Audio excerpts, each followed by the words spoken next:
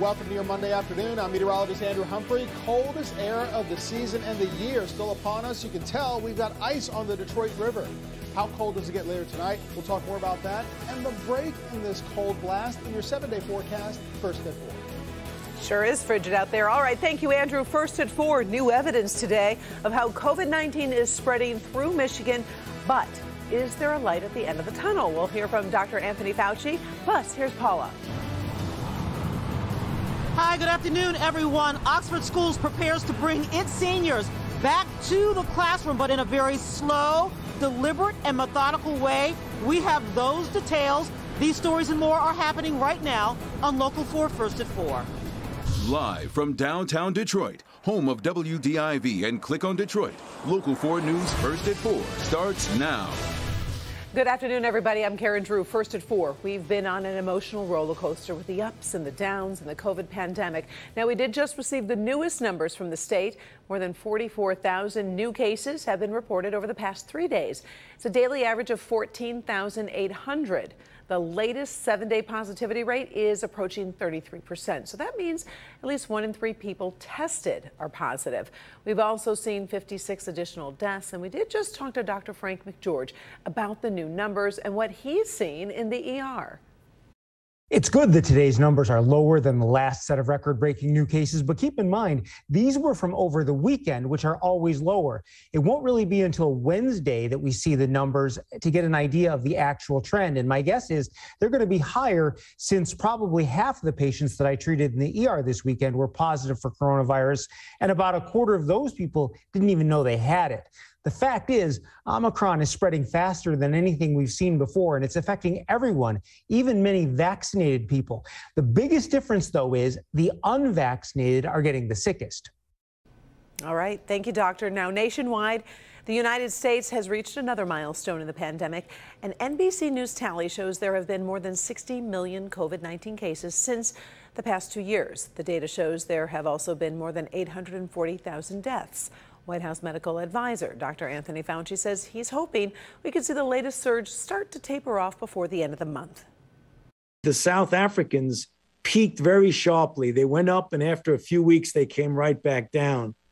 I would hope, I can't predict accurately because no one can, but I would hope by the time we get to the 4th week in January, end of the 3rd week, beginning of the 4th week, that we will start see this coming down. Our coverage continues tonight at 5 with more of the big demand for those COVID tests. We're also going to dig into how and where you can look for testing if you're worried about your status. That part of our coverage continues tonight at 5. Meantime, the COVID pandemic is impacting a political tradition in Lansing. Governor Whitmer and House Speaker Jason Wentworth have announced the State of the State address will be virtual. They say a remote event is the best way to make sure that everybody can take part safely. The governor's husband and Lieutenant Governor Garland Gilchrist recently tested positive for the virus. Whitmer has tested negative. The State of the State will be held January 26th. In other news this afternoon, 41 days after the shooting at Oxford High School, students are getting ready to gradually return to classrooms for the first time since 4 fellow students were killed. Now, they're not returning to the high school this week, but starting a process that will be closely monitored. Paula Tutman has been in Oxford all day long talking to people about how this will play out. Paula?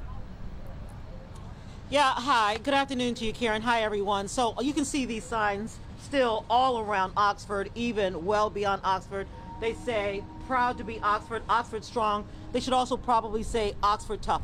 This is tough. This has been so difficult for this community, and even bringing students back with what they call a slow return, even that is going to be tough. The community of Oxford is not in a vacuum, and even people from neighboring communities know someone, or sadly knew someone, who went to Oxford High School. I had a son graduate just last year, so his girlfriend worked with one of the young men that passed away, and it was tough. What actual Oxford parents are telling me off camera is for many of the high schoolers, even though they'll be returning on what's being called a slow return, many of these students are still anxious and still showing signs of trauma. Today, Oxford middle school students return to school, but on a hybrid schedule. For the next 2 weeks, middle schoolers will attend in-person classes Monday, Wednesday, and Fridays.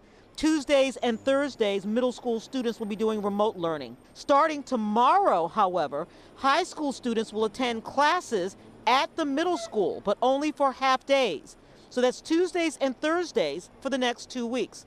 The district's saying they want the next 2 weeks to be all about the students, getting them reacquainted with one another, easing them back into academics, and assessing ongoing trauma and mental health with mental health experts on site. There will be no remote learning in between those days, but the high school students will have an option for additional assignments that are aligned with their curriculums. To get students ready to return to the actual high school, the district will be holding 3 open houses January 20th, 21st, and 22nd between 6 and 8 to give parents and students a chance to walk the school facility for themselves. Again, trauma specialists will be on site. Hopefully the schools are doing the right things and taking the right precautions, and people are probably going to be scared for a little while, which is normal, but I do think that if you can get back to your everyday activity and normal life as much as possible, obviously be aware, but there again, I just think the struggle is with the mental health. Yeah, and that really is it. And that's the fear, the anxiety of coming back. And we keep saying students, students, students. But let's say students, students, students, teachers, teachers, teachers, staff, staff, staff. It's really everybody who needs to walk back into that building. We're starting to get some inklings of what's going on inside Oxford High School as they prepare to bring students back. We'll have that part of the story coming up at 5 o'clock. Karen? Students, teachers, staff, and really the parents too, like you said, Paula, because everybody. Sending your child back, you're going to be nervous those next few days just because it is an unknown territory. We appreciate the story and look forward to you later on tonight. Now, in the first forecast, we're finding out if you might need to grab an extra blanket tonight. Probably going to, right? It's so darn cold. We're looking at single-digit temperatures. Let's head over to Andrew Humphrey. I have to admit, my face actually hurt when I tried to walk my dog. He didn't make it very long either. I know. I wanted to go right back inside. And how about an extra blanket right now if we want to rest or if we want to take a nap, right? But certainly the coldest day of the season is here, and it is here, fortunately, only for a short time. But winds are streaming in from the northwest, not only here in Detroit, but across much of the Midwest from the Arctic Circle, essentially. And it's plunging our temperatures only in the teens to about 20 degrees at this hour. I mean, look at Flint, only at 12. Lapeer's at 13, while it's 19 degrees over at Metro Airport. Thank goodness we have some sunshine to go along with it, along with some fair weather clouds. Temperatures in the teens across the board near 4-zone weather from 16 in Port Huron to 19 at Metro Airport. And it's also about how cold it feels. The winds making it feel like it's around 1 to only about 4 or 5 degrees, and those wind chills go even lower. Temperatures go lower as well through the teens tonight, single digits when you join us at 11, and by tomorrow morning, but below 5 degrees near or below 0. We'll talk about the rebound after that and your 7-day forecast in a few moments. All right. Thank you, Andrew.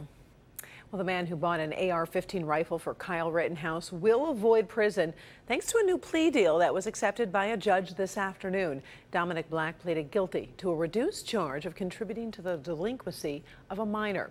Prosecutors dropped 2 felony counts of intent to deliver a dangerous weapon to a minor.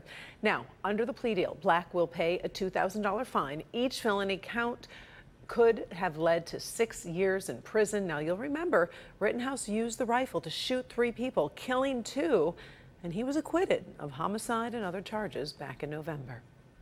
Hospitals are working at this hour to save survivors of the deadliest fire in New York City in 3 decades.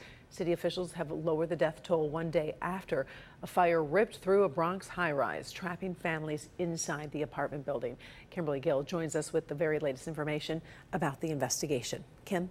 Hi, Karen. Investigators are trying to understand what exactly went wrong and prevent something like this from ever happening again. The fire only damaged a small part of the building, but the heavy smoke went everywhere, and victims were found on every floor of that 19-story high-rise. Some people couldn't escape. Others became incapacitated as they tried to get out.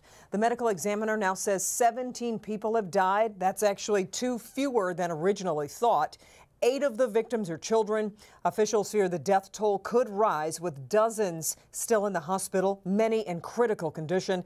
Investigators say a space heater in a second-floor unit caused that fire. As the people that lived in that unit tried to escape, a door to the apartment was left open, and that allowed the fire to grow and smoke to fill the building. That door was supposed to close on its own. They are self-closing, but the door on 15 and the door to the fire apartment was not functioning as it should. If you're in a building, an apartment building that has self-closing doors, make sure it works. And if it doesn't, please point that out to the landlord, to the maintenance folks, and make sure your door closes as it should. The building did not have fire escapes, only internal stairwells. It was built in the 1970s with help from the federal government and may not have been in full compliance with New York City's fire code. New York City Mayor Eric Adams says he spoke with President Biden today, and the White House is offering its full support. We will be monitoring any new updates on this tragedy, and we'll bring you the very latest on the news at 5. Until then, Karen, we'll send it back to you.